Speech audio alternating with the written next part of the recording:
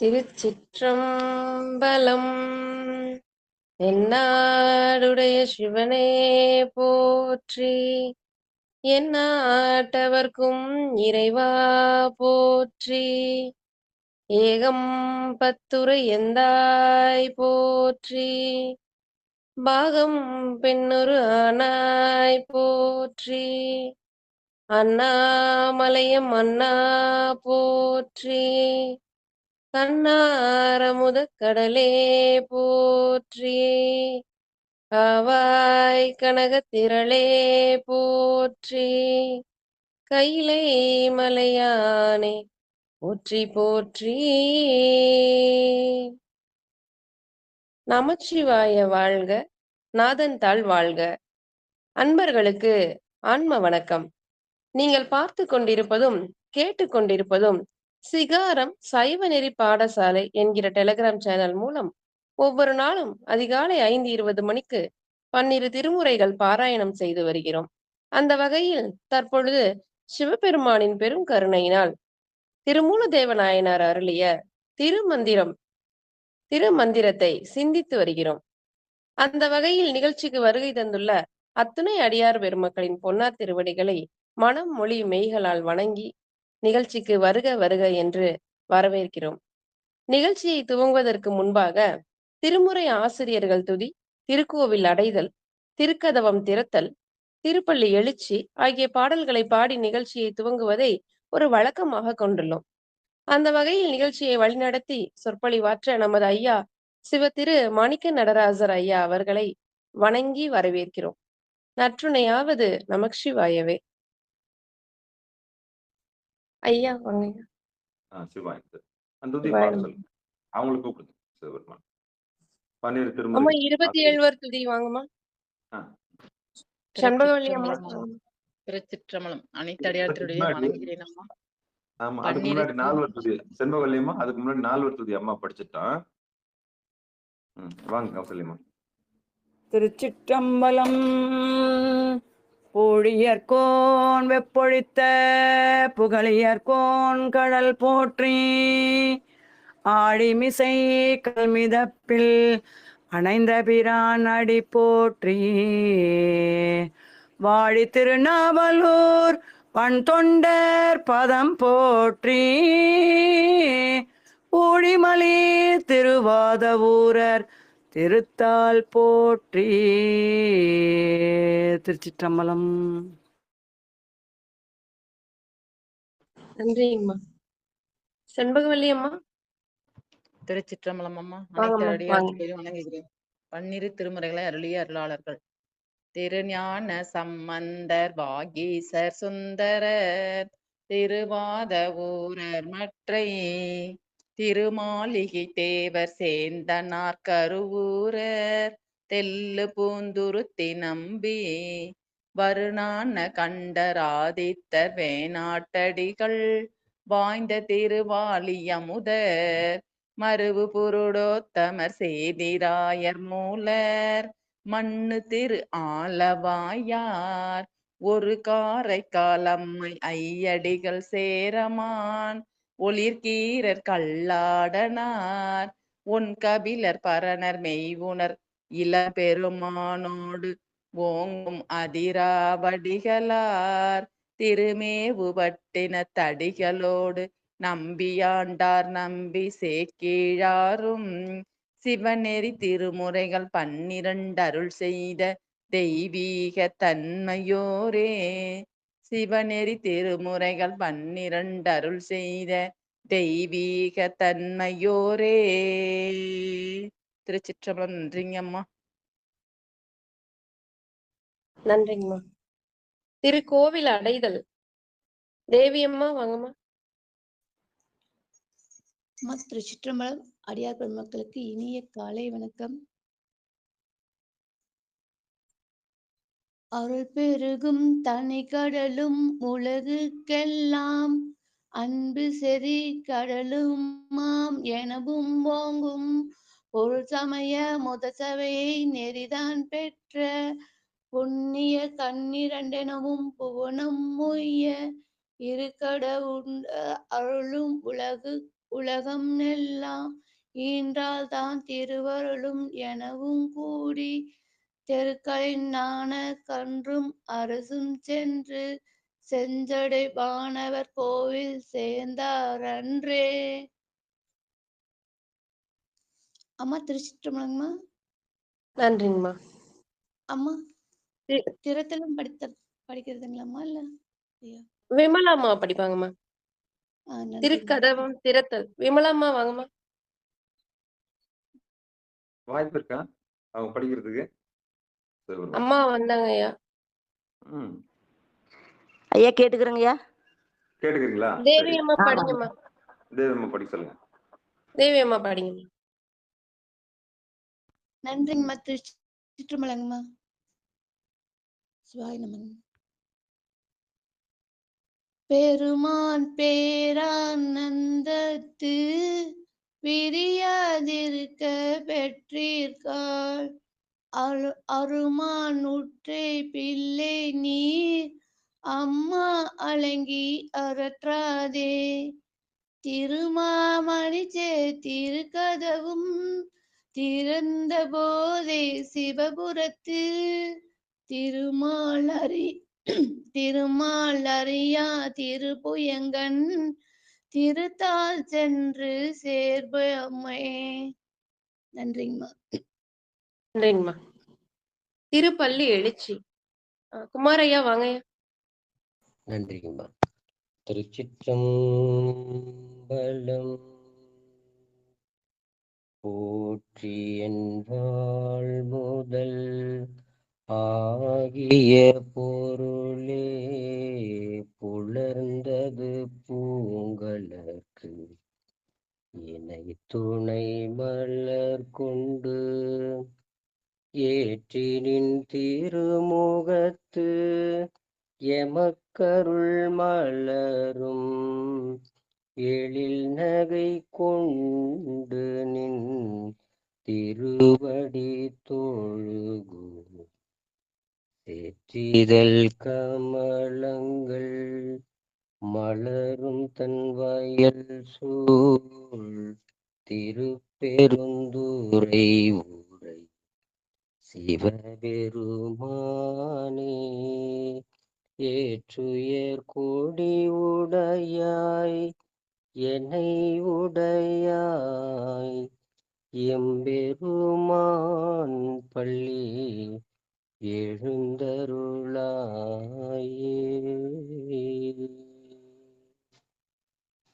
நன்றி. நன்றிங்கய்யா. ஐயா. நன்றி நன்றி.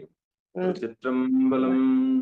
தென்னாடுடைய சிவனே போற்றி, எந்நாட்டவர்க்கும் இறைவா போற்றி, ஏகம்பத்துரை எந்தாய் போற்றி, பாகம் பெண்ணொரு ஆனாய் போற்றி, அண்ணாமலையும் அண்ணா போற்றி, கண்ணாரமுத கடலே போற்றி, காவாய் கனகத்திரளே போற்றி, கைலை மலையானே போற்றி போற்றி. நமச்சிவாய வாழ்க, நாதம் தாழ் வாழ்க. அன்பர்களுக்கு ஆன்ம வணக்கம். சிவபெருமானுடைய பெரும் கருணையினாலே திருமூல நாயனார் இயற்றிய திருமந்திரம் என்கிற நூலை நாம் பாராயண முறையில் அல்லாமல் ஒவ்வொரு நாளும் ஒரு பாடலாக, ஒரு வருடத்திற்கு ஒரு பாடலாக எழுதப்பட்ட எம்பெருமானால் கொடுக்கப்பட்ட அந்த கொடையை நாம் ஒரு நாளைக்கு ஒரு பாடல் என்கிற விதத்தில் சிந்தித்து பாடலை சிந்தித்து வருகிறோம், அதாவது கடந்து வருகிறோம். அந்த வகையிலே நம்முடைய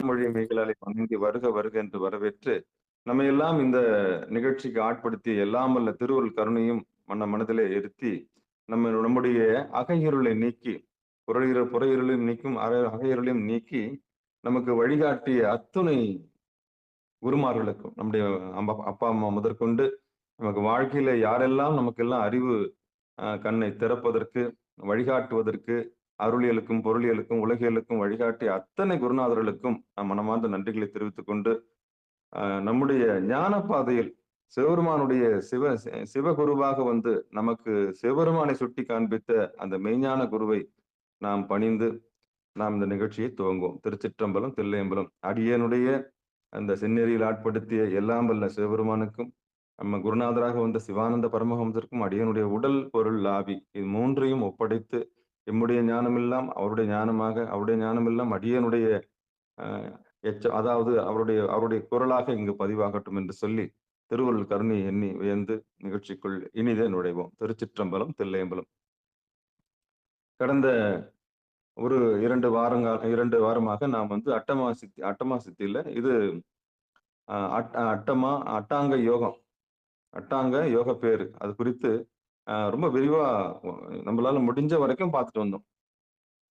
அதான் சொன்ன அடிக்கடி நான் கூறியது கூறல் குற்றத்திற்கு ஆளானாலும் நாம் மீண்டும் மீண்டும் ஒரு செய்தியில், ஒரு நிகழ்ச்சியில் மீண்டும் மீண்டும் அந்த சொல்லை சொல்லி சொல்லி அது நெஞ்சில் இருத்தி இருக்கிறோம். அடிப்படையில் ஒழுக்கம் இல்லாதவர்கள் சைவத்துக்குள் நுழைவதற்கு ரொம்ப சிரமம், ரொம்ப சிறப்பு. அடிப்படையில் ஒழுக்கம்னா என்னன்னா, ஒரு நேர்த்தி, ஒரு ஒழுங்கு இருக்கணும். ஈயமும் சொன்னேன். அந்த ஈயமத்துக்கு இலக்கணம் எல்லாம் தனியா சொல்ல முடியாது. ருத்ராட்சம், திருநீரு, 5 எழுத்து, பணிவு. கடவுள் ஒருவன் உலன், படைத்து காத்து அழித்து மறைத்து அருளக்கூடியவன் ஒருவன் உலன் என்கிற ஒருவன் உளப்பாட்டோடு நம்பி எவன் ஒருவன் சைவ சமயத்திற்கு வருகிறானோ அவன் நியமத்திற்கு தயாராகிறான். அதான் நியமத்தினுடைய. இந்த அடிப்படையில் அன்பும் ஒழுக்கமும் சீலமும் இல்லாத ஒருவன் அடுத்த நியமத்திற்கு வர முடியாது என்பதை நாம் பார்த்தோம். நியமம் என்பது என்னவென்றால், அல்லது நீக்கி நல்லதை கை கொள்ளக்கூடிய ஆற்றல் ஒருவனுக்கு வந்துவிட்டால் நல்லது எது என்று தெரிந்து அவன் வாழ்க்கையில் கடைபிடிக்க அவன் முயற்சிக்கும் போது அது நியமம் ஆகிறது.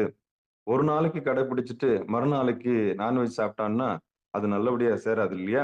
அதனால அந்த வைராக்கியத்தை தான் நியமம்ன்றோம். அப்போ இது கூடாது, இது தேவையில்லை என்று முடிவு செய்த பிறகு நாம் அடுத்து அதை தொடர்ந்து கடைபிடிப்பதற்கு நியமம் என்று சொன்னோம். இப்படி உலகம் எல்லாம் இறைவனை தேடி பணிந்து இறைவன் நமக்குள்ளே இருக்கிற ஒரு இடத்துல ஒடுங்கி உட்கார்றதுக்கு தான் ஆசனம்னு பேரு. அந்த ஆசனத்துல உங்களை எஞ்சான் உடம்புக்கு சிரசே பிரதானம். அந்த சிரசுல கண்ணு 2ம் ரொம்ப பிரதானம். அந்த கண்ணுக்கு 2க்கு மேல ஒரு புருவ மத்தியம் இருக்கு இல்லையா, அது பிரதானம். அதுதான் திருவடி. அதை உணர்ந்து அதுக்கப்புறம் இந்த சிரசுக்குள்ள, இந்த உடம்புக்குள்ள ஏதோ ஒண்ணு வந்து போகுது, அது என்னன்னு கவனிக்கிற ஆற்றல் கிடைக்குதுன்னா அதான் பிராணாயாமம், அதான் மூச்சு. உள்ள வர்றது மகேஸ்வரன், வெளியே போறது மகேஸ்வரன்ற உண்மையை தெரிஞ்சுக்கிறீங்க இல்லையா? இந்த அடுத்த கட்டம் பிராணாயாமத்துக்கு போறீங்க. பிராணாயாமத்துல இருந்து நீங்க பயிற்சியை மேற்கொள்றீங்க. அதுக்கப்புறம் காற்றை நீங்க வீண் பண்றதே இல்லை. ஒவ்வொரு சுவாசத்தையும் உணர்ந்து உணர்ந்து உணர்ந்து உள்ள வர்றது இறைவன் தெரிஞ்சு போச்சு. அப்ப தெரிஞ்சு போன பிறகு மதிப்பு மரியாதை கூடி போச்சு. அப்போ பிராணாயாமத்துல இருந்து பிரத்யாகாரத்துக்கு வரீங்க. பிரத்யாகாரத்துல எதை ஆகாரமா எடுத்துக்கிறீங்கன்னா, மூச்சையே ஆகாரமா எடுத்து உணவை சுருக்குறீங்க. 4 வேளை சாப்பாடு, அப்புறம் 3 வேளை சாப்பாடு, அப்புறம் 2 வேளை சாப்பாடு, இதெல்லாம் அப்புறம் காற்றையே உணவாக எடுத்துக்கூடிய ஆற்றல் உங்களுக்கு கிடைக்குது. அப்ப பிரத்யாகாரத்துல இருந்து நீங்க அடுத்து தாரணைக்கு போறீங்க. தாரணையில ஒழுகுறீங்க. என்ன ஒழுகுறீங்கன்னா, ஒரு நிலைப்பாட்டுக்கு வரீங்க. என்ன நிலைப்பாட்டுக்கு வரீங்க? உறுதிப்பாட்டுக்கு வரீங்க. அந்த உறுதிப்பாடு என்னன்னா திருவடியில. அப்ப 5 பேர் அறிவும் கண்களை கொண்டு போய் வெளியே சேர்க்குது இல்லையா? அப்ப இந்த திருட்டு கண்ணு என்ன பண்ணுது? நம்மள வெளியே எதுவுமே சேர்த்துருது. அப்படி வெளியே போற கண்ணை கொண்டு போய் நம்ம என்ன பண்ண போறோம்? திருவடியில லயிக்க செய்யறோம். அப்போ ஒலியை ஒடுங்க செய்றீங்க. அப்போ ஒலியும் ஒடுங்கிடுச்சு. அப்ப நாதமும் ஒடுங்கிடுச்சு, ஒலியும் ஒடுங்கிடுச்சு. அப்போ தாரணையில ஒரு நிலைப்பாட்டுக்கு வரீங்க. அந்த தாரணைக்கு அப்புறம் தியானம் இருக்கு. சரி, இவ்வளவும் ஒடுக்கி நாங்க என்னங்க பண்ண போறோம்? எங்களுக்கு என்ன லாபம்னா, அப்ப எல்லாம் வல்ல இறைவனை அடையிறது தான் வாழ்க்கையினுடைய குறிக்கோளா வச்சிருக்கிறோம் நம்ம. அப்ப திருவடி இந்த பூமியில பிறந்ததுக்கான அர்த்தம் என்னன்னா, சாமியை அடையிறது தான். நிலையில்லாத பொருளை அடையிறதுன்றது படைத்தவன் வேணுமா, படைக்கப்பட்ட பொருள் வேணுமா? படைத்தவன் வேணும், படைக்கப்பட்ட பொருள் வேணும். இதுதான் நம்ம கடந்த வாரங்கள் எல்லா நிகழ்ச்சிகளிலும் அடியனுடைய திருவாக்கினாலே இந்த சொல்லு வந்திருக்கும். படைத்தவன் வேணுமா, படைக்கப்பட்ட பொருள் வேணுமா? அப்ப படைக்கப்பட்ட பொருள் வேணும்னா அந்த பக்கம் போயிடு. அதுக்கு நாராயணன் இருக்கலாம், பெரிய பெரிய டிபார்ட்மெண்ட் சாமி வச்சிருக்காரு. சாமியோட 5 முகத்துல அதுவும் ஒண்ணு. பிரம்மனாவும் சாமி தான் இருக்கிறாரு, நாராயணனா சாமி தான் இருக்கிறாரு, ருத்ரனாவும் சாமி தான் இருக்கிறாரு, மகேஸ்வரனும் சாமி தான் இருக்கிறாரு, சதாசிவமும் சாமி தான் இருக்கிறாரு. ஆக எந்த வகையில அந்த உயிருடைய பக்குவத்துக்கு ஏற்ற மாதிரி அது மாறி போயிடும். அப்போ பிரத்யாகாரம் தாரணை தியானத்துல நாங்க யார் தியானம் பண்றதுன்னும் போது கண்டவங்கள தியானம் பண்ணாம கொண்டவனை தியானம் பண்ணணும். அப்ப கொண்டவன்னா யாரு? நம்ம உயிரோட வச்சிருக்கோம் யாரு? கன நேரத்துல அழிக்கக்கூடியவன் யாரு?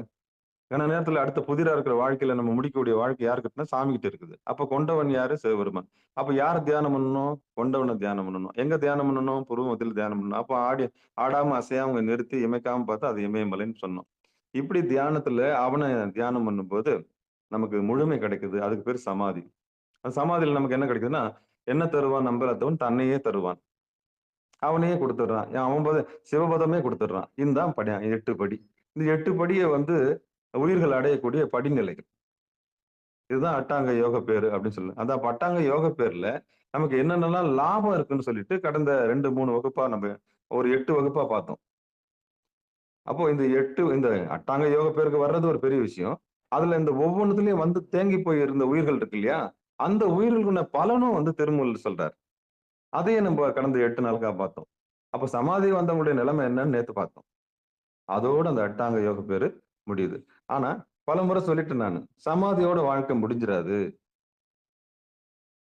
சமாதி கட்டாங்கன்னா முடிஞ்சு போச்சு வாழ்க்கைன்னு நினைக்க கூடாது. சமாதிக்கு அப்புறம் தான் ஒரு சாதகனுக்கு வாழ்க்கையே தொடங்குது. ஆமா. ஒரு நல்ல ஞானிக்கு அதுக்கப்புறம் தான் வாழ்க்கையில உலகத்துல அவர் செய்யக்கூடிய ஆற்றல் ஒரு பயிற்சிக்கு வந்து முழுமை பெற்ற பிறகுதானே அடுத்து ஆப்பரேஷன் ஒரு ஒரு ஒரு மருத்துவ பயிற்சி முடிச்ச பிறகு அவங்க என்ன அங்கேயேவா இருக்க முடியும்? ஒரு மருத்துவ படிப்புக்கு போனவங்க 5 வருஷம் படிக்கிறாங்கன்னு சொன்னா, 5 வருஷம் முடிஞ்சுச்சுன்னு சொல்லிட்டு வாழ்க்கையே முடிஞ்சு போச்சுன்னு விட்டுற முடியுமா?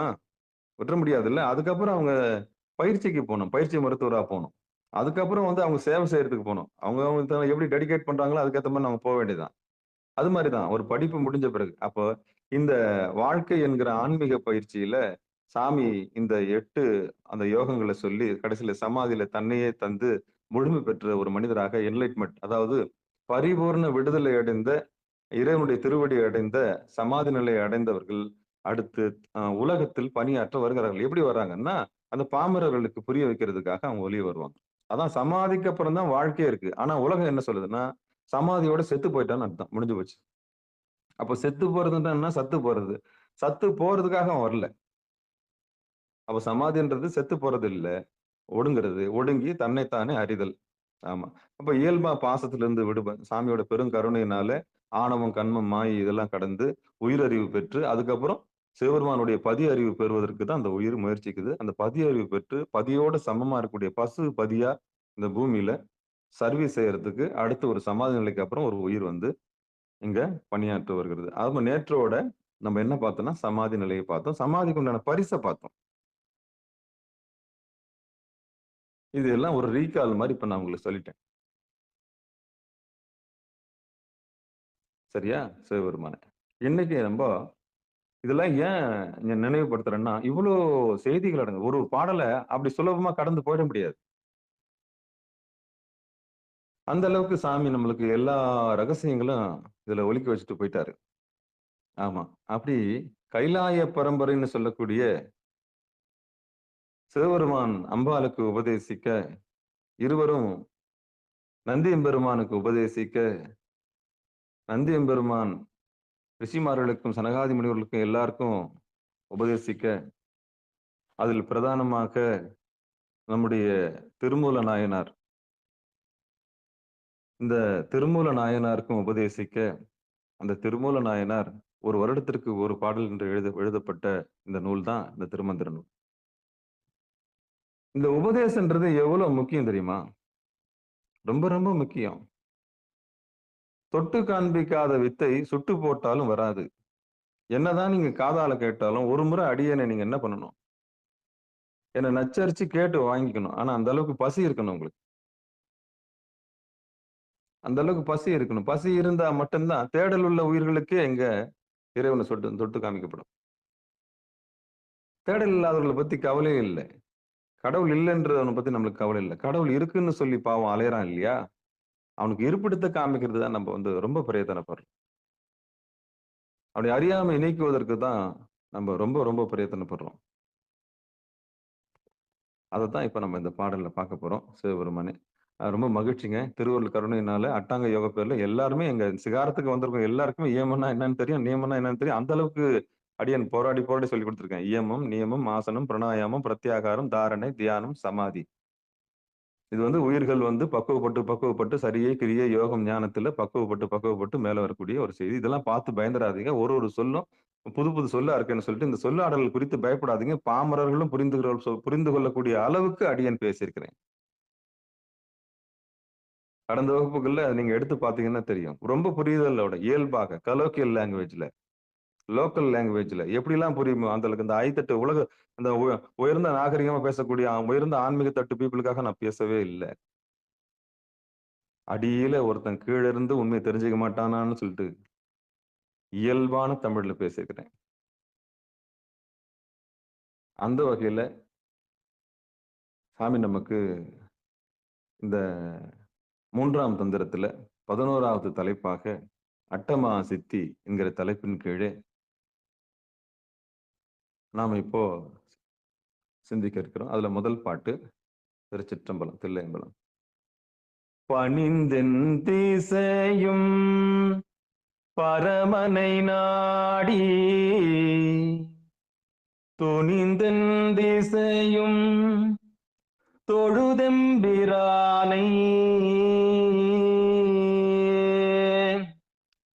பணிந்தென் திசையும் பரமனை நாடி துணிந்தென் திசையும் தொழுதெம்பிரானை அணிந்தென் திசையினும் அட்டமா சித்தி தனிந்தென் திசை சென்று தாபித்தவாறே அணிந்தென் திசையினும் அட்டமா சித்தி தனிந்தென் திசை சென்று தாபித்தவாறே.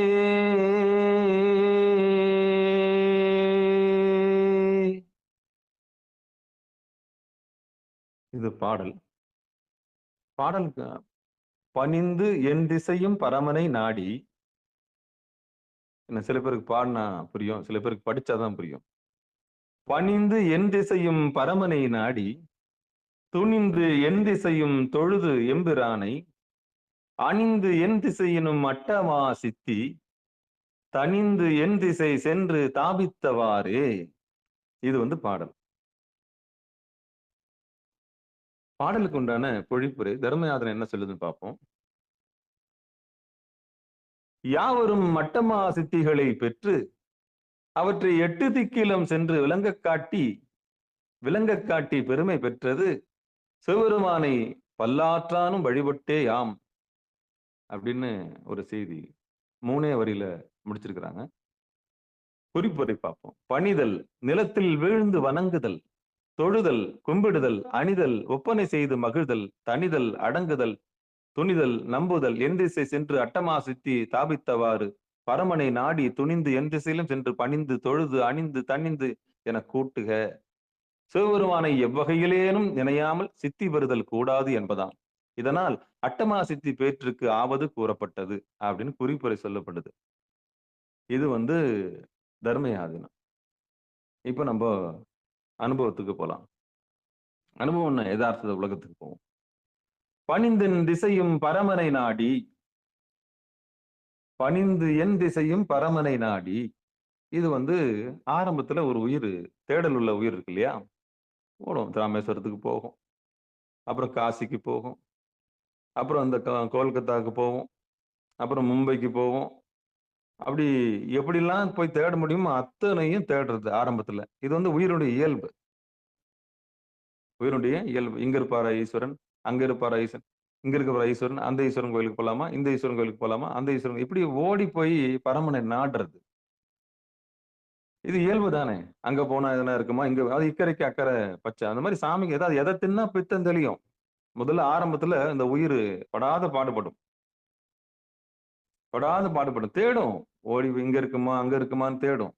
யாரை வச்சுக்கிட்டு? பரமனை தன் நகத்தை வைத்துக் கொண்டு தேடும். துணிந்தின் திசையும் தொழுதெம்பிரானை. அப்படி போய் திசை திசையா போய் வணங்கும். இந்த மாதிரி 8 திக்கும் வணங்கின பெருமை திருவாலிக்கு உண்டு. ஆமா, வாலின்ற ஒரு வானரத்துக்கு உண்டு. ஆமா, தன்னை சுத்தி இருக்கிற எல்லா 8 திக்கும் போய் தன்னுடைய சொந்த இறைவனுக்கு பூஜை செஞ்ச பிறகு 8 திக்கும் போய் வாலி அந்த சாம்ராஜ்யத்தை நிரூபத்திற்காக, ஆட்சியை தக்க வைக்கிறதுக்காக 8 திக்கும் போய் உஷாரா போய் பூஜை பண்ணிட்டு வந்துடும். ஓடி போய் வானரன் தான். சுக்கிரவனுடைய சகோதரனாக இருந்தாலும் தன் தம்பி மனைவியை எடுத்துக்கொண்டான்ற ஒரு பெரிய குற்றத்துக்காக ராமனால் கொல்லப்பட்ட திருவாலி 8 திக்கும் போய் என்ன பண்ணுவானா? பூசை செய்வான். ராமன் பிறந்தான் என்று அந்த திசையை நோக்கி வணங்கியவன் வாலி. அவ்வளவு திசை வழிபாடு செய்து 8 திக்கும் சென்று இறைவனுடைய மகாத்மியத்தை தெரிந்து பூசை செய்யக்கூடிய ஆற்றல் பெற்றவன் வாலி. அதனால்தான் அவனுக்கு சாமி மிகப்பெரிய வரம் கொடுத்தார். அவனுக்கு முன்னாடி யார் நின்னாலும் அவனுடைய முழு பங்கில் பாதி பங்கு சம்பளம் இவனுக்கு கிடைத்துவிடும். அதனால அவன் முன்னாடி யாருமே நிக்க முடியாது திருவாலிக்கு முன்னாடி. இது எப்படி கிடைத்தது வாலிக்கு? மானுட வர்க்கம் அல்ல, தேவ வர்க்கமும் அல்ல, ஒரு குரங்கு வர்க்கத்தை சேர்ந்த வாலிக்கு எப்படி இதெல்லாம் கிடைத்தது? சாத்தியமா? சாத்தியம். சுக்கிரவன் என்கிற குரங்கும் தான் வழிபாடு செய்கிறது. வாலி என்கிற ஒன்னும் வழிபாடு செய்கின்றான். அனுமனும் வழிபாடு செய்கின்றான். எல்லாமே குரங்கு வர்க்கத்தை சார்ந்தவர்கள் தான். ஆனால் இதில் பிரதாபமாக அரச பரம்பரையில் அரசாட்சி செய்யக்கூடிய ஆற்றல் வாலிக்கு எப்படி கிடைக்கிறது என்றால் வழிபாட்டினாலே கிடைக்கிறது. வாலி என்ன மகாத்மியம் செய்தார் என்றால் 8 திக்கும் வழிபாடு செய்தார். மானுடமாகிய நமக்கு அந்த எல்லை நிச்சயம் கிடைக்கும். வானரத்துக்கு கிடைக்கும் போது நமக்கு கிடைக்காதானே? இன்னைக்கும் எல்லா கோயிலும் இப்போ பெரம்பலூர் முதற்கொண்டு எங்க போனீங்களாம் திரு வாலீஸ்வரர் கோயில் பெருமையா இருக்கும். ஆனா குரங்கு வழிபட்டதுன்னு போட மாட்டாங்க. நீங்க மதுரை அந்த பிரதான வாயில்ல ஒரு வாயில் போனீங்கன்னா அற்புதமான சிலை ஒண்ணு இருக்கும் வாலிக்கு. ஆமா, வாலிக்கு ஒரு அழகான சிலை இருக்கும். மதுரைக்கு போனீங்கன்னா பார்க்கலாம். சுக்கிரவனுக்கு ஒரு சிலை இருக்கு, அனுமனுக்கு ஒரு சிலை இருக்கு. ஆனா வானரங்கள் இவங்க எல்லாம் சாதிச்சவங்க. எப்படி சாதிச்சாங்கன்னா வழிபாடு செஞ்சு அப்ப 8 திக்கும் ஓடி போய் பூஜை செஞ்சதுனாலதான் எல்லா ரகசியங்களும் தெரிஞ்சு வச்சிருந்தானா வாலி. ஏன் குரங்க உதாரணம் காமிக்கிறீங்க? ஆமா, அப்படிப்பட்ட உதாரணம். அவன் முதல்ல வாலியை பார்த்திருந்தான்னா ராமன் பெரிய இடத்துக்கு போயிருப்பான். ஏன்னா தான் குழந்தை அழுதுதுன்னா கிளுகிளுப்பு காமிக்கிறதுக்கு ராவணனை தன் வாளால காட்டுவானா. யாரு? வாலி. இது தெரிஞ்சிருந்தா ராம ஈஸியா யாரை பார்த்திருக்கலாம்? வாலியை பார்த்திருக்கலாம். ஆனா முதல்ல சந்திச்சது அனுமனை சந்திச்சுட்டான். அந்த குரங்கு வகையரை சேர்ந்த அனுமனை பார்த்ததுனால அனுமன் எப்பவுமே நேர்மையும் நீதியும் ஒரு வானரமாக இருந்தாலும் தர்மத்தை கடைபிடிக்கணும்ன்ற எல்லையில இருந்ததுனால வாலியினுடைய ஒரு செய்கையை அவனால தாங்கிக்க முடியல. என்னதுன்னா தன் தம்பி மனைவி எடுத்துக்கொண்டான். உரிமை போராட்டம் வரும்பொழுது தம்பி மனைவி எடுத்துக்கொண்டான். ஆனா தம்பி மனைவி எடுத்துக்கொண்டதுனால தர்மத்தின் பக்கம் இல்லாமல் அதர்மத்தின் பக்கம் இருக்க மாட்டேன்னு சொல்லிட்டு அனுமன் ஒதுங்கி இருக்கும் பொழுது ராமனை சந்திக்கின்றான். முதலில் சந்திக்கும் பொழுது இந்த வானரம் என்ன சொல்லுகிறது? இங்க அதர்மம் நடக்கிறது, ஒழுங்காக சுக்கிரனுக்கு கிடைக்க வேண்டிய பட்டாபிஷேகம் இப்படி மாறி இருக்கிறது என்று சொல்லி எல்லோரும் வானரத்து இப்ப இவங்களுக்கு ராமனுக்கு வானரம் கிடைச்சா போதும். அப்போதான் வாலியே மறைஞ்சிருந்து சுக்கிரனோட சேர்ந்து கொல்றான். அப்போ வாலி சொல்றான், வானரத்துல இவன் பொண்டாட்டி அவன் பொண்டாட்டி கணக்கு இல்லப்பா, நாங்கெல்லாம் மிருகம். மிருகம் எப்படி இருந்தா என்ன? நீ மானுடம், நீ தேவ வகையை சேர்ந்தவன். நீங்க இந்த கணக்கை என்கிட்ட பார்க்க கூடாது. நான் மிருக வகையில சேர்ந்தவன். அதுக்கு ராமன் சொல்றான், நீ மிருக வகையை சார்ந்தவனே கிடையாது, உயர்ந்த ரகத்தை சேர்ந்தவன் அப்படின்னு. அப்போ இவனை எதிர்கொள்ள முடியல. யார? வாலி எதிர்கொள்ள முடியல. ஏன்னா அவ்வளவு பலம் படைத்தவன். அவனுக்கு அந்த பலம் எங்கிருந்து வந்தது? அதுக்காகத்தான் இப்ப இந்த செய்தியை சொல்றேன். அந்த பலம் எங்கிருந்து வந்தது? இறைவனை வழிபட்டதால் வந்தது. ஒரு மிருக நிலையில் இருக்கக்கூடிய குரங்குக்கே இவ்வளவு பலம்னா மானுடமாக இருக்கிற நமக்கு எவ்வளவு பலம் வரும்? இதுதான் செய்தி. அப்போ 8 திக்கும் சென்று வழிபட்டதனுடைய பலன் வாலியை மறைந்திருந்து தாக்கின. ஏன்னா அவன் கடவுள் இருந்தாலும் அதை விட பெரிய தன்மையில் இருந்தான் வாலி. ராவணனை வாலில் கட்டு ஆட்டக்கூடிய தன்மை. அதான் சொல்லுவான், என் குழந்தை அழுகுதல் என்று என் குழந்தை அழும்போதெல்லாம் ராவணன் நான் வாலில் கட்டி கிளுகிளுப்பு காண்பேன். அப்படிப்பட்ட ராவணனை வீழ்த்துவதற்காக இந்த வானரங்களை திரட்டி என்னை நீ மறைந்திருந்து தாக்கினாய் கேட்பான். என்கிட்ட ஒரு வார்த்தை சொன்னீங்கன்னா உன்னுடைய சீதையை நான் அழகா கொண்டாந்து உனக்கு திருவடியில சேர்த்திருப்பேன்றதுதான் அவனுடைய கோரிக்கை. நீ பிறந்த போதே இந்த ராஜ்யத்தை நான் ஆள போறேன்னு சொல்லிட்டு எனக்கு முன்கூட்டி தெரிஞ்சதால் நீ இருக்கு எப்பெல்லாம் அந்த பக்கம் இருக்கு அந்த திசையை வணங்கியவன் நான் சொன்னான். அப்பதான் கொஞ்சம் குறுகுறான். யாரு? ராமன். ஓ, இப்படிப்பட்டவனா? என்னைக்கு தசரதன் வேள்வி செய்தானோ புத்திர காமேட்டி யோகம் செய்து நீ எப்ப நீ பிறந்தியோ அப்பவே நான் உனக்கு ஒரு மகான் பிறந்திருக்கிறான்னு சொல்லிட்டு அந்த திசையை நான் வணங்கியவனப்பா. என்னையே நீ கொன்று விட்டாயே, என்னையே எய்து விட்டாயே அப்படின்போதுதான் எனக்கு பெரிய போராட்டம் நடக்கும். தர்ம சங்கடமான ஒரு சூழல். ஒரு சிவனடியார் வேற வாலி. ஏன்னா ஈஸ்வரனை தொடாம அவன் எதுவும் செய்ய மாட்டான். என்ன ஒரே ஒரு குறை, தம்பி மனைவி எடுத்துக்கிட்டான். அதனால வந்த விளைவுதான் அது. அங்க தர்மத்தை நிலைநாட்டுவதற்கு இதுதான் விதி. மிகப்பெரிய ஜாம்பவான் அங்க இருக்கக்கூடாது. இங்க ஹீரோ ராமன் தான். சரி வந்தது. அப்ப அவன் சொல்லுவான், என் மகனை நீ அழைத்து கொண்டு செல். ஒரு பழிபாவத்துக்கும் இல்லாமல், குரோதம் இருக்கக்கூடாது. புள்ளகிட்ட சொல்லுவான் வாலி. வந்திருப்பது கடவுள் தன்மை உள்ளவன். அவன் கையால் இருப்பது மிகப்பெரிய சொர்க்கமாக நான் கருதுகிறேன். என் மகனே, நீ அவனுக்கு துணை செய்வாயாக. அவ்வளவுதான். அற்புதமான புள்ள. அதுதான் சிவனடியாருக்கு மிக. அதான் நம்ம 63 நாயன்மார்ல சொல்லுவாருல்ல, அவன் விடுங்க, அவன் திருநீர் பூசிருக்கான், என்னை குத்திட்டான், இருந்தாலும் அவனை விட்டுருங்கன்ற மாதிரி வாலி சொல்லுவான். அவனை விடுங்க. அப்பா நீ அப்பாவை கொன்னுட்டான்னு சொல்லிட்டு நீ கோவப்படக்கூடாது. நீ அவனுக்கு துணை செய் போ. நீ தூங்குவதற்காக கிளுகிளுக்கு காமிக்கிற அந்த ராவணன் நீ போய் என்ன பண்ணு, பந்தாடிட்டு வா அப்படின்னு அனுப்புவான். இதுதான். இது ஏன் சொல்றேன்னா, இதுதான் சிறப்பு, சிவபூசையின் சிறப்பு. எல்லா அசுரர்களுமே பூசை செய்துதான் பலம் பெற்றிருக்கிறாங்க. எல்லாம் ஓடி போய் பணிஞ்சுதான் இவ்வளவும் பெற்றிருக்கிறாங்க. சும்மா ஒண்ணும் கிடைக்கல. அப்போ வானரத்துக்கே இவ்வளவு கிடைக்கும் போது, பணிந்து என் திசையும் பரமனை நாடி துணிந்தென் திசையும் தொழுது எம்பிரானை. அப்படி ஓடி போய் பார்த்து 8 திக்கம் ஓடி போய் பணிந்து ஏத்தி, அதுக்கப்புறம் துணிஞ்சிட்டீங்க. என்ன துணிஞ்சிட்டீங்க? இறைவன் உள்ள இருக்கிறான்னு. தொழுது எம்பிரானை அணிந்தென் திசையும் அட்டமா சித்தி அப்படின்னு.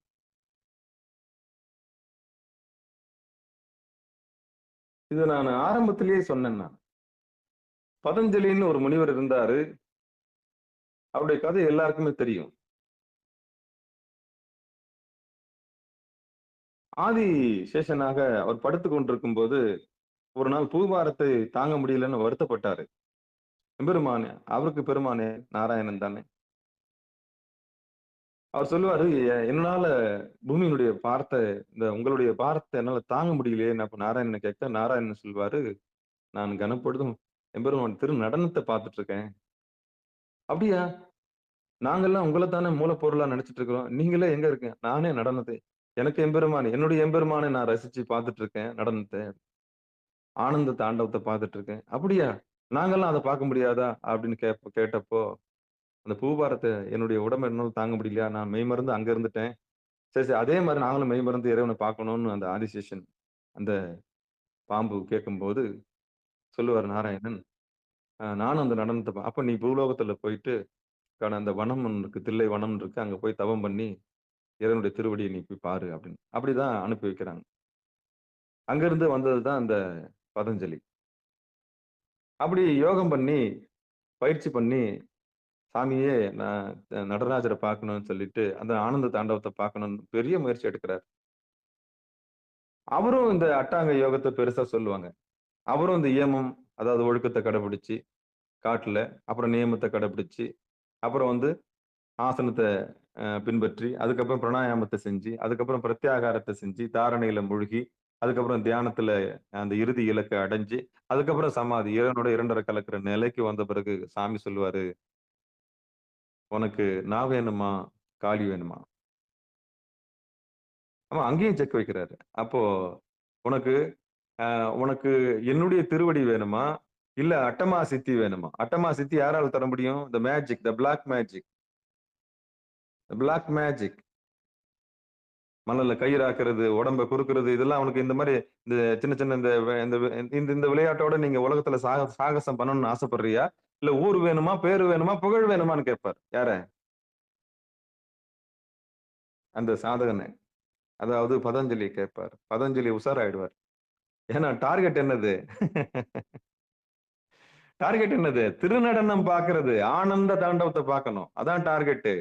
ஆனா சாமி செக் வச்சாரு, உனக்கு என்னை விட நீலி இருக்கிறா, காளி இருக்கிறா, சூலி இருக்கிறா, உலகத்துல நீ மிகப்பெரிய சாதகன் ஆகலாம், ஆமா பெரிய பெரிய சாதனைகள்லாம் செய்யலாம், உனக்கு அது வேணுமான்னு கேட்பாரு.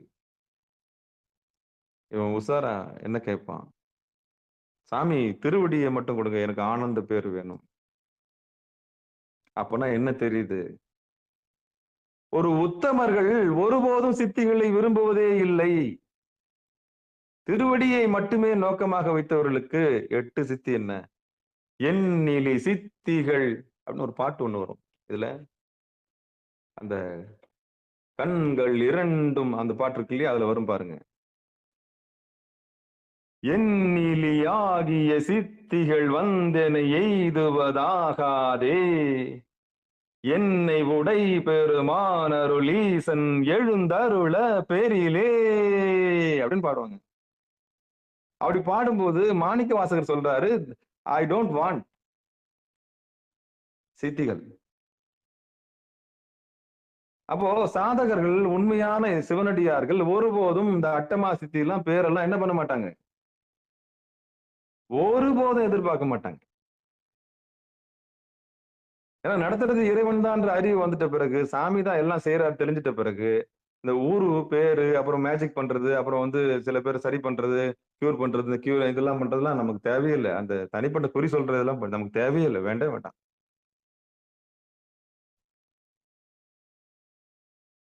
அப்படி என்ன இந்த அட்டமா சித்தி அப்படின்னா,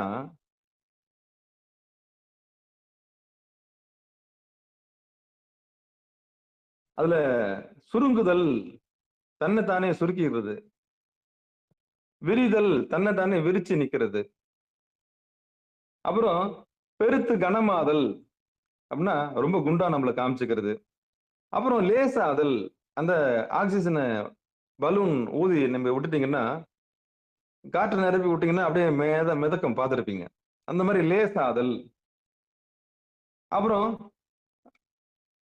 வேண்டியதை பெறுதல், நினைச்சதை பெறுறது, அப்புறம் விரும்பியதை மேற்கொள்ளல், அப்புறம் வசியமாக்குதல், அப்புறம் வேற்றொரு கொள்ளுதல். இதுதான் 8 வகையான சித்திகள்.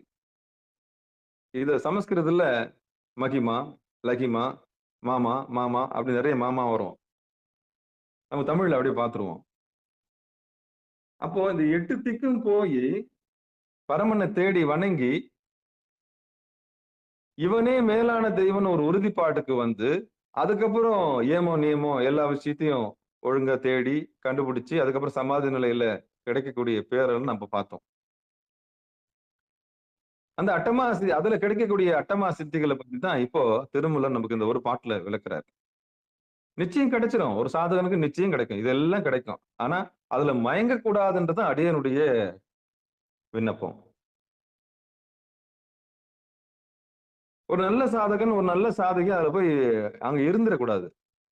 இந்த சித்திகள்லாம் கிடைச்சிருச்சேன்னு சொல்லிட்டு தேங்கிட்டீங்கன்னா நீங்க நாற்றம் அடிக்க ஆரம்பிச்சிருங்க. நாற்றம் அடிக்கணும்னா பிறவிக்கு ஆளாயிடுவீங்க. திருப்பி யோனி, மூத்திரம், மலம், திருப்பியும் விஷயம். அங்கேயும் சாமி செக்க வைக்கிறாரு. ஆனந்த தாண்டவத்தை பார்த்துட்டு இங்கேயே முடிச்சுக்கிறியா, இல்ல இது அங்க போய் திருப்பியும் ஊர்ல பேர் உற்றாரையான் வேண்டேன், ஊர் வேண்டேன், பேர் வேண்டேன், மாணிக்கவாசர் சொல்ற மாதிரி என்ன பேர் வாங்கி என்ன அப்புறம் சாமியோட புகழத்து? அப்புறம் நம்மளே சாமியோட உடமைதான். இதுல நம்ம பேர் வரணும்ன்றது அங்கீகாரம் எதிர்பார்க்கறதுன்றது அந்த ஆணவத்துக்கு நானும் எதிர்பார்த்தேன். சில நேரங்கள்ல நம்மளெல்லாம் மதிக்கவே மாட்டாங்க. இவ்வளவு தெரிஞ்சு வச்சிருக்கோம், நம்மளாம் ஒரு பேரும் கிடைக்கல, ஊரும் கிடைக்கல, அடையாளமும் கிடைக்கல. அது வருத்தம் இருக்கத்தான் செய்யும், எல்லாருக்கும் வரும். நல்லா படிக்கிற பசங்களுக்கு நிச்சயம் வரும். ஏன்னா நல்லா எக்ஸாம் எழுதிருந்தாங்கன்னா மார்க் வரலன்னா ஒரு வருத்தம் வரும் இல்லையா, நல்லா எழுதுனா எனக்கு கிடைக்கலன்ற மாதிரி. அது மாதிரி நல்ல சாதகனுக்கும் ஒரு எதிர்பார்ப்பு இருக்கத்தானே செய்யும். டூப்ளிகேட் எல்லாம் பிரபலம் அடையும் போது உண்மையெல்லாம் இப்படி இருக்கே சாமின்னு வருத்தப்படத்தான் செய்யும். அதானே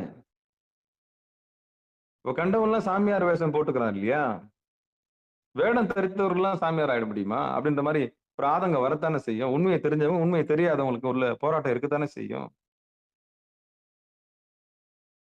அப்போ ஒரு உண்மைன்னு சொன்னா அதுக்கு போலி நிச்சயம் இருக்கும். போலி ஒரு மருத்துவர்னு சொன்னா ஒரு போலி மருத்துவர் இருக்கிறார் இல்லையா, அதே மாதிரி ஒரு சாமியார்னு சொன்னா ஒரு போலி சாமியார் இருப்பாரு. சாமியோட ஏற்பாடு அது. நீ எந்த துறையை தேர்ந்தெடுக்கிறன்றதான் முக்கியம்.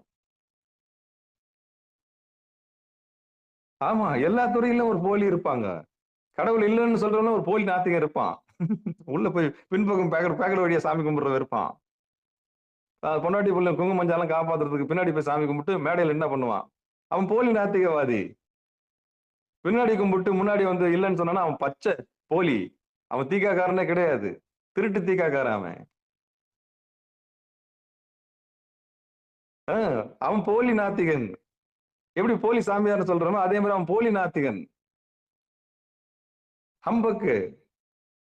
ஒரு முடிவு எடுத்தான்னா அதுல பொண்டாட்டி புள்ள இருந்து எல்லாம் தெளிவா இருக்கணும். மேடையில பேசிட்டு பின்னாடி போய் சாங்கியம் பண்ணக்கூடாது, வேள்வி பண்ணக்கூடாது. அப்ப எவ்வளவு பெரிய அம்பக்கு இது. அப்ப போலி தானே அவன். அப்ப எப்படி சாமியார்ல போலி இருக்குதோ, மருத்துவர்ல போலி இருக்கிறாங்களோ, எல்லாத்துலயும் போலி இருக்கு. எல்லாத்துலயும் ஒரு டூப்ளிகேட் சாமி வச்சிருக்கிறாரு, ஒரு ஜெராக்ஸ் மாதிரி. எதையோ வச்சு ரன் பண்றாரு பூமியை. அப்ப இந்த சித்தி அடைஞ்ச மாதிரி நடிக்கிற சித்தர்கள் இருக்குதானே செய்யறாங்க. திருவண்ணாமலைக்கு போங்க, திருவண்ணாமலைக்கு போங்க, பாருங்க. பாக்குறவங்க எல்லாம் சாதுக்களா இருப்பாங்க, எல்லாம் காவி உடுத்திருப்பாங்க, எல்லாம் ருத்ராட்சம் போட்டுருவாங்க, எல்லாம் திருநீர் பூசிருப்பாங்க. எல்லாருமே ஏமத்துல இருந்திருப்பாங்களா? எல்லாம் நியமத்தை கடைபிடிச்சிருப்பாங்களா? வழி உழைச்சிருப்பாங்களா? வாழ்க்கையை அர்ப்பணிச்சிருப்பாங்களா? டார்ச்சர் தாங்க முடியாம வந்தவன் நிறைய பேர் இருப்பான். சொத்து நிறைய இருக்கும், விட்டுட்டு இங்க அம்போன்னு விட்டுட்டு வந்து வாழ்க்கையுடைய பிடிப்பு தேவைடா அப்பான்னு சொல்லிட்டு வந்து அம்போன் இருக்கான். அவன் பயிற்சி செஞ்சிருப்பானா? பயிற்சி செஞ்சிருக்க மாட்டான். ஏமன்னா என்னன்னு தெரிஞ்சுக்க, நியமன்னா என்னன்னு தெரிஞ்சிருக்காது. அவனுக்கு தேவை ஆனா அவன் ஆன்மீகத்துல வந்துட்டு அவன் உடனே பிச்சை எடுக்க வந்துருவான். சொத்து நிறைய இருக்கும், விட்டுட்டு வந்துட்டோம். இப்படி எல்லாம் கோஷ்டி இருக்குது. சிலது வயிற்றுக்காக வரும். வயிற்றுக்காகன்னா சாப்பாட்டுக்காக என்ன வேணாலும் போடும் வேஷம். 150 ரூபா தேர்ச்சுன்னா டாஸ்மாக்கு போயிடும். சாயந்தரம் காலையில எல்லாம் வியாக்கியானம் பண்ணும், நல்ல சாமி பத்தி பேசும். 12 மணி ஆனா போய் டாஸ்மாக்ல நின்று 150 ரூபா வசூல். 10 ரூபா 10 ரூபா 10 ரூபா கட்ட 150 ரூபா, அவ்வளவுதான். இவங்க சாதகர்களா? இவங்க சாதகர்கள். அப்ப போலிகளை கண்டு ஏமாறாதீர்கள் அப்படிதான் சொல்லணும். அப்ப எது போலி?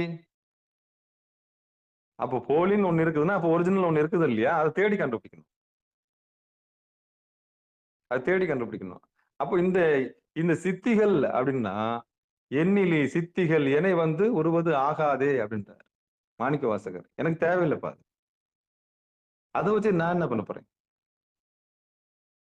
அதை வச்சு நான் என்ன பண்ண போறேன்?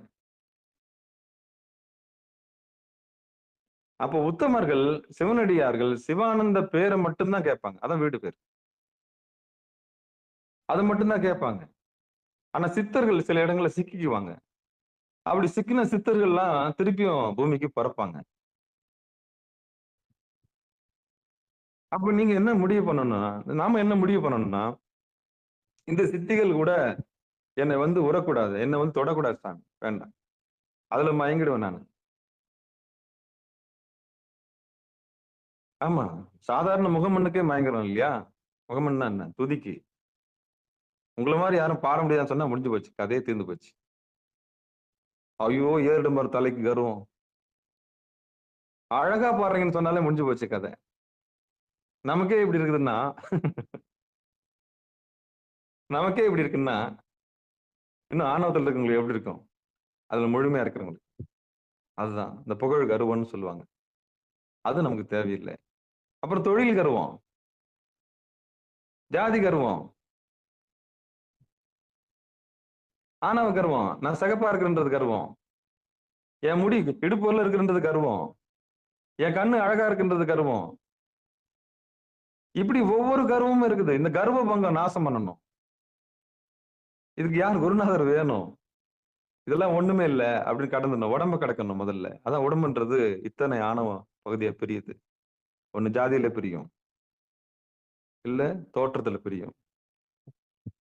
அடுத்து தொழில் கர்வம். தொழில் கர்வம்னா என்ன? செய்யற தொழில நான் தான் உயர்ந்தவன் சொல்லக்கூடிய கர்வம் இருக்கு. சாதி, நாங்க உயர்ந்த சாதிக்காரர், நாங்க இந்த தொழில செய்யறோம். அடுத்து மயக்கம், மயங்கி இருக்கிறது. இக்கரைக்கு அக்கறை பச்சை. ஒவ்வொரு உயிரும் இந்த 3 நிலைமையில இருக்கும். ஒண்ணு ஆணவத்துல இருக்கும், இல்லைன்னா கண்மத்துல இருக்கும், இல்லைன்னா வந்து மயக்கத்துல இருக்கும்.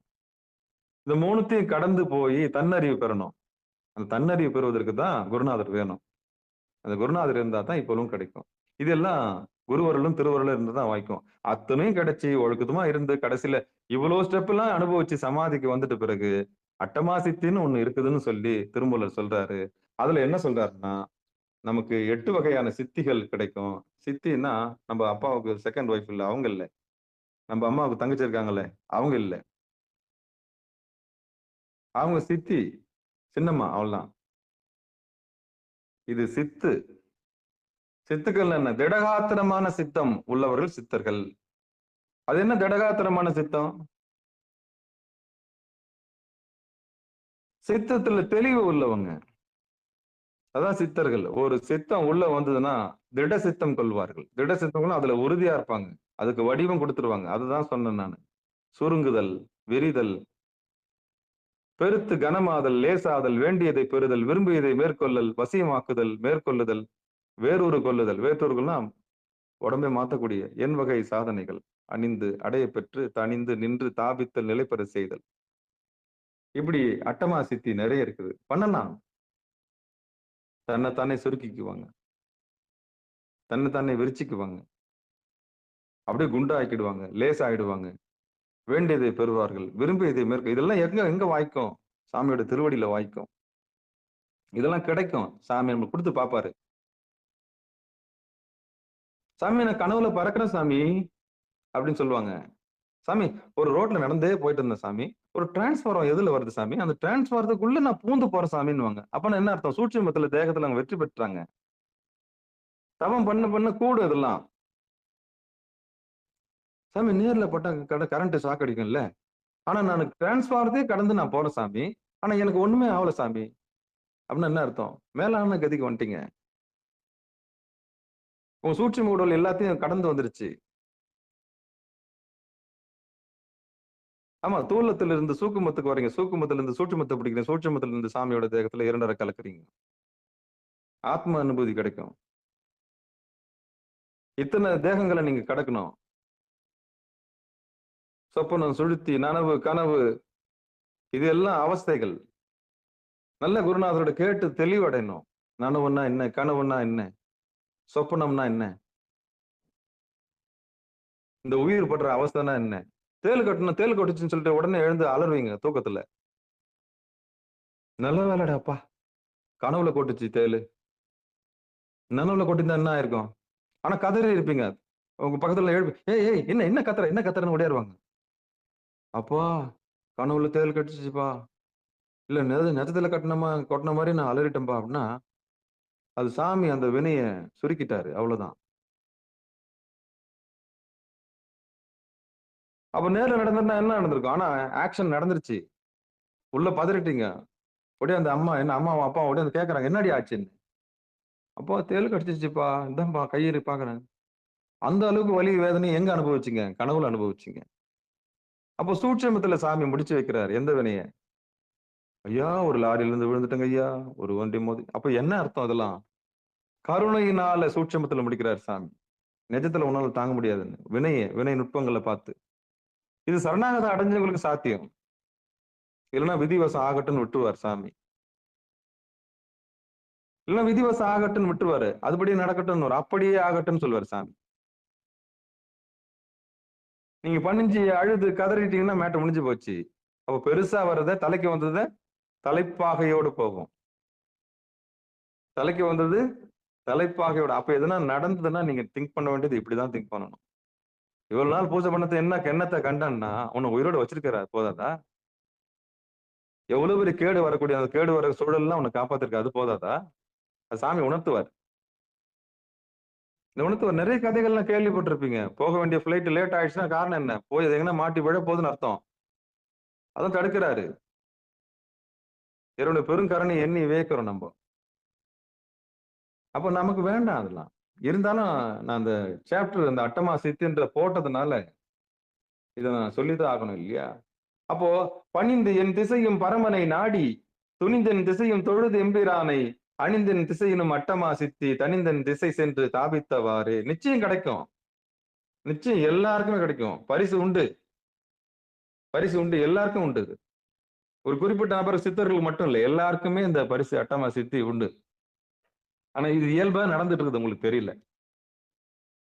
இது இயல்பாவே ஒவ்வொருத்தருடைய வாழ்க்கையில் நடந்துட்டு இருக்குது. என்னன்னா தெரியாம பண்ணிட்டு இருக்கீங்க இந்த சித்திகள்லாம். சாப்பிடும்போது பொறுக்கேறிச்சுன்னா என்ன அர்த்தம்? யாரோ உங்களை நினைக்கிறாங்கன்னு அர்த்தம்.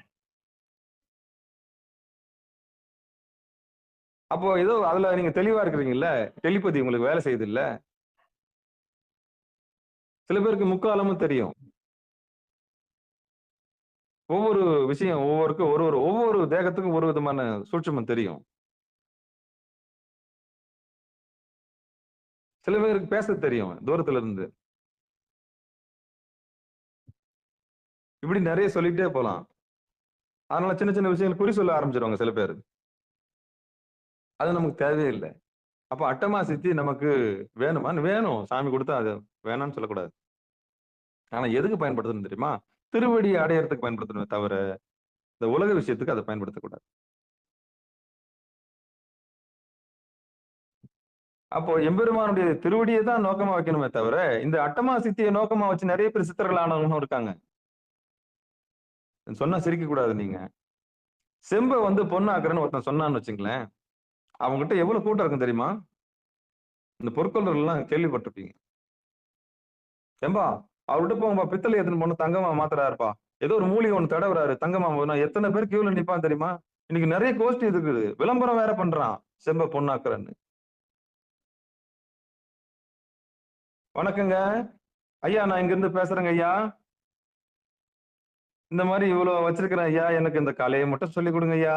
ஏதோ ஒரு மூலிகை ஒண்ணு இருக்குதாமே, அந்த மூலிகையில கை வச்சோம்னா சில விஷயம் நம்ம சாப்பிட்டா தொட்டோம்னா அந்த செம்பு கூட தங்கமா மாறுதாமே, ஏதாவது சொல்லுங்க ஐயா. வாங்க வாங்க, வகுப்பு இருக்குது வாங்க. இவரு யாரு? எடுக்கிறவரு. இவரு ஒரு கலை கட்டுறாரு, கல்லா கட்டுறாரு அவரு. இப்படி ஒரு கூட்டம் இருக்கவே செய்யுது, செம்ப பொண்ணாக்குறேன்னு. அந்த கலையும் இந்த புத்தகத்துல இருக்குது. சிரிக்க கூடாது. இந்த புத்தகத்துல திருமந்திரத்துல இருக்குது. எல்லா வித்தையும் அடங்குனதுதான் திருமந்திரம். யூரின் கூட வீண் பண்ண மாட்டார் திருமூலர். ஆமாங்க. அதனாலதான் எண்ணத்துல சாஸ்திரத்துல வைக்கிறதா, இல்ல தோத்திரத்துல வைக்கிறதா, இல்ல தந்திரத்துல வைக்கிறதா, எதுல வைக்கிறதுனே தெரியல இந்த புத்தகத்தை. ஆச்சரியத்துல ஆச்சரியம். இங்க இருந்து திருடுனதான் எல்லாருமே. இன்னைக்கு வரலாம் இது பைபிள் மாதிரி கூட பார்க்க மாட்டாங்க. இவ்வளவு ரகசியம் புரிஞ்சது 3000 பாட்டுல இருந்து எல்லாம் திருடிக்கினாங்க. நாத்திகன் இதுல இருந்து எடுத்துக்கினான். ஜெர்மன் இதுல இருந்து எடுத்துக்கிச்சு. பிரிட்டிஷ் இந்த புத்தகத்தை அப்படியே கைப்பற்றிடுச்சு. உலக நாடுகள் மொத்தம் இதுல இருந்து சுதாரிச்சுக்கணும். தமிழன் மிகப்பெரிய தியாகி. தான் நல்லா இருக்கிறானோ இல்லையோ, மத்தவனுக்கு எல்லாத்துக்கும் ரகசியத்தை சொல்லிடுவான். தமக்கேன்னு முயல மாட்டான். ஆனா இந்த புத்தகம் எங்கெங்கெல்லாம் மொழிபெயர்க்கப்பட்டிருக்கு தெரியுமா? எவ்வளவு பெரிய ஆராய்ச்சி மையத்துக்கெல்லாம் அது போயிருக்கு தெரியுமா? இந்த 3000 பாடலை அவ்வளவும் கேப்சர் பண்ணினாங்க எல்லாருமே.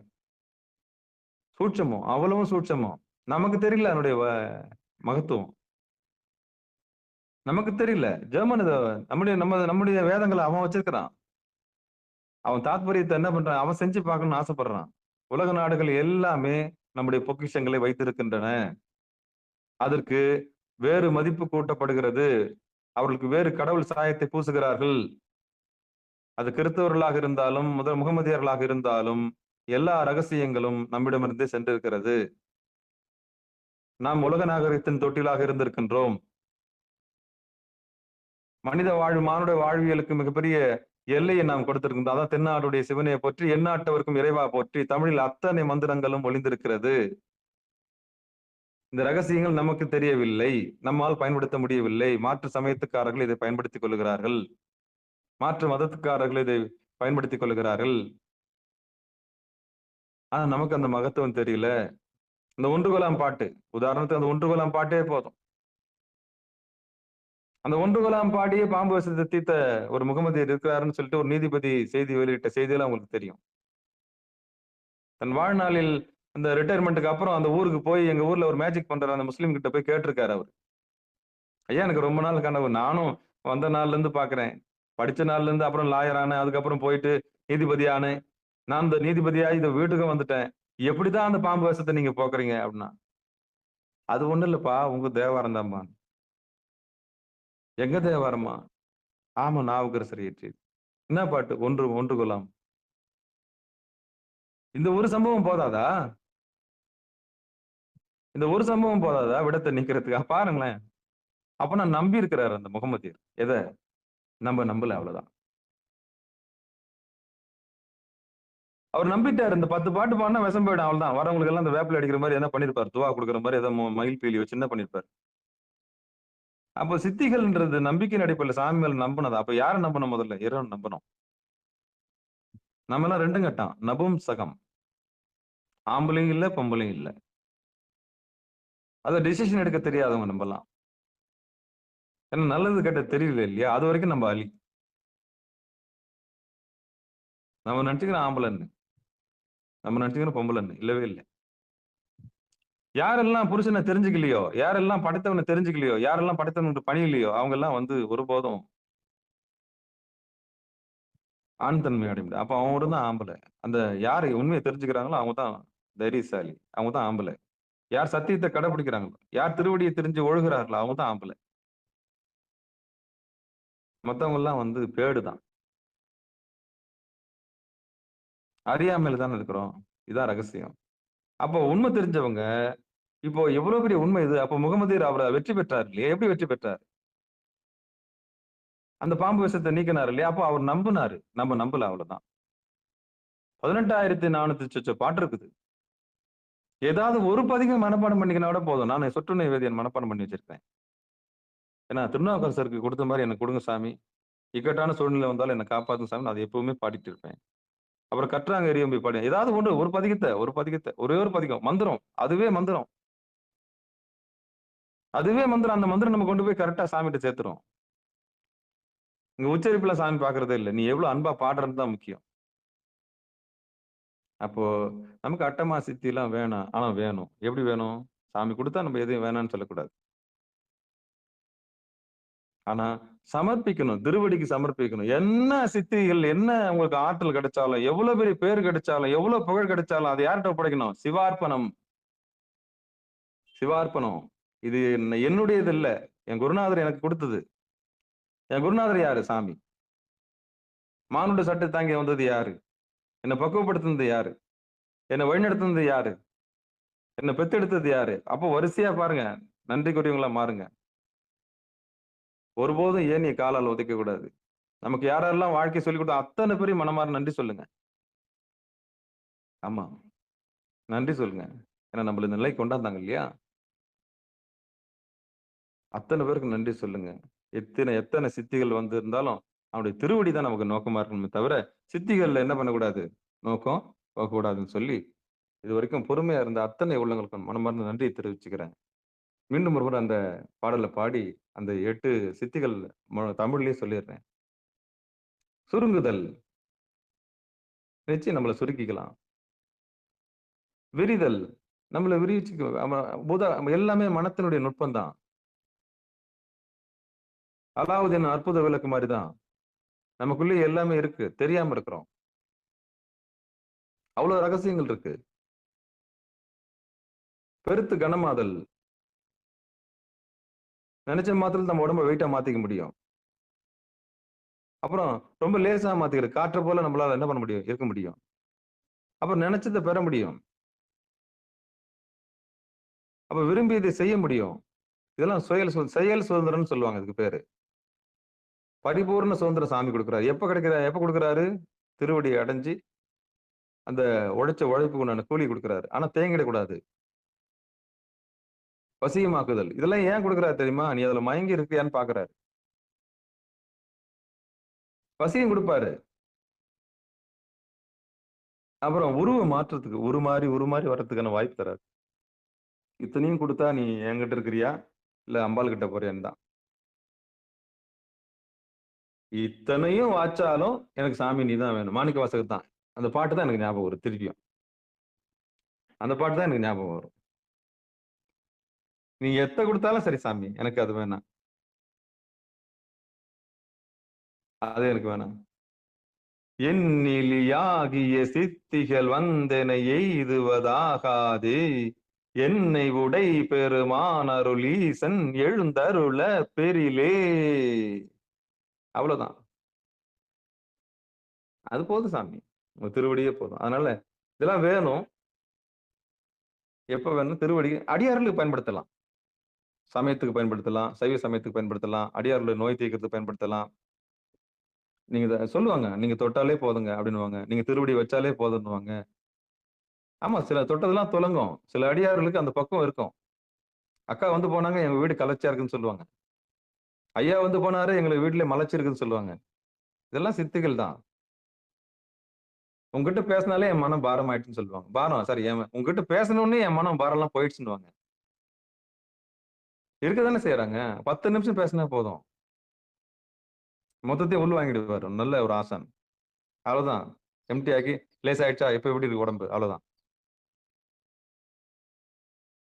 அவ்வளவுதான். அவங்க பார்த்தாலே போதும். இன்னும் அவங்க சாப்பிட்டு வச்ச சாப்பாடு எதுனா மிச்சம் இருந்தா போதும். அந்த எச்சில் இருக்குல்ல, அவ்வளவும் லாபம் நம்மளுக்கு. அதனாலதான் அடியார்களுக்கு சாப்பாடு போடணும். சரி, இப்ப போலிகள் யாருன்னு தெரிஞ்சு போச்சா? அப்ப யாருக்கு சாப்பாடு போடணும்? இந்த மாதிரி வாழ்க்கையில இயமம், நியமம், ஆசனம், பிராணாயம், ஒழுக்கத்தை கடைபிடிச்சு உண்மையாவே மேல வந்த ஒரு அடியார் இருக்கார் இல்லையா? அப்படிப்பட்டவர் தேடி அவர் ரொம்ப காமிச்சிக்கவே மாட்டாரு. அடங்கி இருப்பாங்க. அடங்கி இருப்பாங்க. அவங்களுக்கு தான் நம்ம ஒரு வேளை சாப்பாடு, துணி எடுத்து குடுத்து, பணிஞ்சு அவங்கள என்ன பண்ணணும்? அவங்க கண்டுபிடிப்பாங்க. பாத்திரம் அறிந்து பிச்சையிடணும். ஆனா வெளியில ஒண்ணுமில்லாத மாரி இருப்பாங்க. அப்படிப்பட்ட சிவனடியார்கள் எல்லா சித்திகளும் அடைஞ்சிருந்தாலும், தன்னை வெளிய காமிச்சுக்காம ஒடுங்கி இருக்கிறவங்க இருக்கவே செய்றாங்க. அப்படிப்பட்டவங்களுக்கு அவங்க தான் அவங்க தான் வந்து பண்டாரம். பண்டாரம்னா மூல பண்டாரம். அவங்க தான் சொத்து. அவங்க தான் நடமாடும் சிவபெருமான். அவங்க தான் செல்வம். அவங்க தான் நமக்கு விடுதலை தரக்கூடியவங்க. அவங்கள கண்டுபிடிச்சு, யார் நம்முடைய ஆணவத்த போக்குறாங்களோ, யார் நம்முடைய கர்ம கர்வத்த போக்குறாங்களோ, யார் நம்முடைய மயக்கத்த தீர்த்து வைக்கிறாங்களோ, அவங்க தான் சாமி. அவங்க தான் சாமி. மத்தவங்கலாம் ஆசாமி. மத்தவங்கலாம் ஆசாமி. ஏன்னா ஒரு குருடன் இன்னொரு குருடனுக்கு வழிகாட்ட முடியாது இல்லையா? இந்த செய்திய தெரிஞ்சு, புரிஞ்சு, யார் நம்முடைய ஆணவத்த போக்கி, கன்மத்த போக்கி, மயக்கத்த நீக்கி, உனக்கு உன்னையே அறிமுகப்படுத்தி தர்றாரு இல்லையா? கண்ணாடி மாரி. அவருக்கு எந்த லாபமும் இதுல கிடையாது. ஒரு லாபமும் கிடையாது. ஒரு நயா பைசா கூட லாபம் கிடையாது. உயிர் தேறாதா? தன்னை தெரிஞ்சுக்காதா? சும்மா இந்த ஆணவத்துல ஆடின்னு இருக்குது, கன்மத்துல ஆடின்னு இருக்குது, மயக்கத்துல இருக்குது. இது 3த்தையும் விட்டு ஒழிஞ்சு தன்னை தானே அறியாதா? தன்னை அறிஞ்சு தலைவனை அறியாதா? அப்படின்ற ஏக்கத்துக்கு தான் ஞானிகள் முயற்சி பண்ணுவாங்க. அதுல வர்றதுதான் இந்த சரியை, கிரியை, யோகம், ஞானம் எல்லா வழிபாடும், புறபூசை எல்லாமே அதுதான். எப்படியாவது திருவடியை வந்து அடைய மாட்டியா? எங்கேயாவது போய் தொலை. எங்கேயாவது போய் தொலை. ஆனா உண்மைய வந்து ஊர் வந்து சேர மாட்டியான்றது தான் அவருடைய ஏக்கம். வாய் திறந்து நீ கேட்க மாட்டியா? அதான் ஒரு நல்ல ஞானி எதிர்பார்ப்பாங்க. அடுத்து நான் என்ன பண்ணேன் சாமி? என் நிலைமை இப்படி இருக்குது. நான் ஆணவத்துல இருக்கிறேன்னா, கன்மத்துல இருக்கிறேன்னா, மயக்கத்துல இருக்கிறேன்னா என்னன்னு தெரியல எனக்கு. என்ன நானே எப்படி புடம் போட்டு பார்க்கிறது? அப்ப சுய பரிசோதனை எப்படி செய்யறது? அப்ப இதெல்லாம் ஒரு கேள்வியா வரணும். நம்ம எந்த நிலையில இருக்கிறோம்? சரியில இருக்கிறோமா? கிரியில இருக்கிறோமா? யோகத்துல இருக்கிறோமா? ஞானத்துல இருக்கிறோமா? இல்ல கீழ இருக்கிறோமா? மேல இருக்கிறோமா? இல்ல எதுலயுமே சேர்க்கை இல்லாம இருக்கிறோமா? மாணிக்க வாசகரே பல இடத்துல தன்னை நாயின்னு சொல்லிக்கிறாரு. நாம அதோட கேவலமா தானே இருப்போம். அப்ப எந்த பொசிஷன்ல இருக்குன்னு பார்க்கணும்ல. இதெல்லாம் புடம் போட்டு, இதுக்கு சுய விசாரம்னு பேரு. அந்த சுய விசாரம் அடைஞ்சு, இந்த அட்டாங்க யோக பேரு அடைஞ்சு, அதுக்கப்புறம் சமாதி அடைஞ்சு, அதுக்கப்புறம் வரக்கூடிய அட்டமா சித்திய பத்தி தான் அவர் பேசுறாரு. திருமூலர். சும்மா வந்துருமா சித்திகள்லாம்? சும்மா வராது. உழைச்சவங்களுக்கு தான் சித்திகள்லாம் கிடைக்கும். உழைக்காதவங்கலாம் அதை எதிர்பார்க்க கூடாது. உழைச்சவனுக்கும் உழைக்காதவனுக்கும் வித்தியாசம் இருக்குல்ல. எஃபோர்ட் போட்டவங்களுக்கும் எஃபோர்ட் போடாதவங்களுக்கும் வித்தியாசம் இருக்குல்ல. நான் அடிக்கடி சொல்லுவேன். விதைக்கும் போது சும்மா இருந்துட்டவன், எல்லாம் அருவா தூக்கின்னு போறாங்கன்னு சொல்லிட்டு, அறப்பறக்க போறாங்கன்னு சொல்லிட்டு, நீ அருவா எடுத்துன்னு போ முடியுமா? அன்னைக்கு விதைக்கும் போது சும்மா தானே இருந்துட்ட நீ. இன்னைக்கு எல்லாரும் போறாங்கன்னு சொல்லிட்டு அருவா எடுத்துன்னு போயிட்டு, நானும் அறப்பறக்க போறேன், நானும் அதை அறுவடை பண்ண முடியுமா? அவன் எவ்வளவு கஷ்டப்பட்டிருப்பான். வேலிங்காத்தாம்புல் எல்லாம் சூழ்ந்திருக்கும். அதெல்லாம் வெட்டி எடுத்திருக்க மாட்டான். வேரெல்லாம் கிளீன் பண்ணிருக்க மாட்டான். எல்லையெல்லாம் கல் நட்டு அழகா சுத்தம் பண்ணிருக்க மாட்டான். அதுக்கப்புறம் தண்ணி ரெடி பண்ணிக்க மாட்டான். அப்புறம் ஏறு ஓட்டிருக்க மாட்டான். அதுக்கப்புறம் விதப்பாடு போட்டிருக்க மாட்டான். டேய், உழைச்சவனுக்கும் உழைக்காத வித்தியாசம் இல்ல. நீ வாய்க்கிழி பேசுறிய, கர்ஜிக்கிறிய. யார் உழைச்சவன் யார் உழைக்காத வித்தியாசம் எவன் தவம் பண்ணிருப்பானுங்க, அறிவு இல்ல. அப்ப நிலத்தை பக்குவப்படுத்தி உழுது உழந்து எல்லாம் பண்ணி அவன் மருந்தெல்லாம் போட்டு விளைச்சல் எல்லாம் கொண்டாந்து பக்குவப்படுத்தி கரெக்டா அறுவடை செய்யும்போது அவன் அறுவடை எடுத்துன்னு போறது நியாயம் தான்டா, அவன் தர்மம். அவன் தான் அனுபவிக்கணும். நோகாம நோம்பு கும்பிடலான்னு பாக்குறியா? எப்படி கும்பிட முடியும்? சாமி விடுவாரா? இப்படிதான் இன்னைக்கு எல்லாம் அருவா தூக்கின்னு போறான்.